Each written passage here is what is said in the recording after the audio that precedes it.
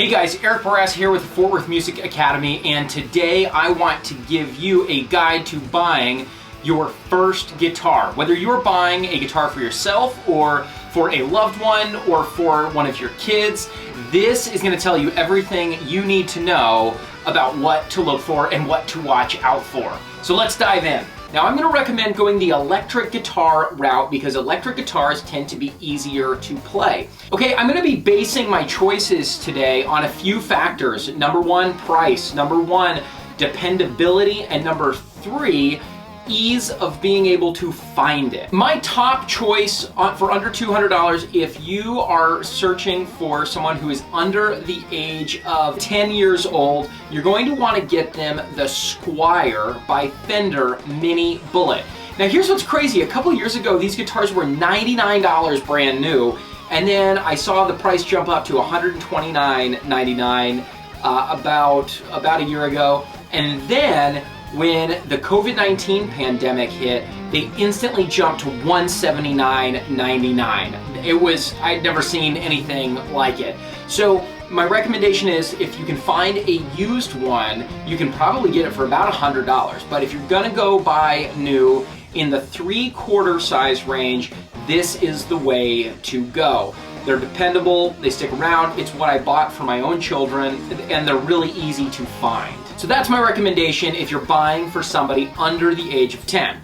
If you're buying for somebody over the age of 10, my top pick would be the Squier Strat, either the Bullet Strat or the Affinity Strat by Fender. The difference between the Bullet and the Affinity is only about $20. The Bullet is a hardtail, which means it does not have a whammy bar, and if you have a kid that's kind of wild, they might go kind of nuts with that whammy bar and be breaking strings, so the Bullet may be the best option for you. For me, I love having a whammy bar on the guitar, and I think the Affinity is the best bang for the buck. It also comes with medium jumbo frets, which I personally like the feel of better, but that's different for everybody. So my top pick under $200 over the age of 10 would be the Squier Affinity Strat. All right, if you want to spend a little bit more money but still kind of stay in that beginner price range, under $500, my top pick would be the Epiphone Les Paul. And I think it's the standard. There's a couple of different models. Whatever you do, I would avoid the Epiphones in the $200 to $300 range or even the $100 range. Yes, you can find an Epiphone for like $150. I would not recommend those. The $500 Epiphones are a pretty good value. My other top pick under $500, if you can find these, the Sterling by Music Man. They're not going to be as readily available as the Strats and the Les Pauls, but I like them so much, I recently bought this one. This is the Sterling by Music Man Albert Lee, and I got it as a scratch and dent for $300. But you know what? They're only $400 brand new. They sound and feel really awesome. Any Sterling guitar you can find at that $500 price point is probably the single best way to go. By the way, I forgot to mention the Squier Classic Vibes. Any classic vibe guitar in that series is really, really a good value, and I highly recommend them. If you've got $600 to spend, I would get the Fender Player Stratocaster. These are also known as the Fender Mexican Strats, okay? Probably the best overall value. Unfortunately, these have gone up in price. I would not spend any more money than that. Okay, a quick note about MSRP, the manufacturer's suggested retail price. Do not pay attention to it. It's a joke. They'll say that you're saving $150 off the MSRP. No, you're not. Nobody charges the MSRP. Nobody. So let's talk about guitar packs.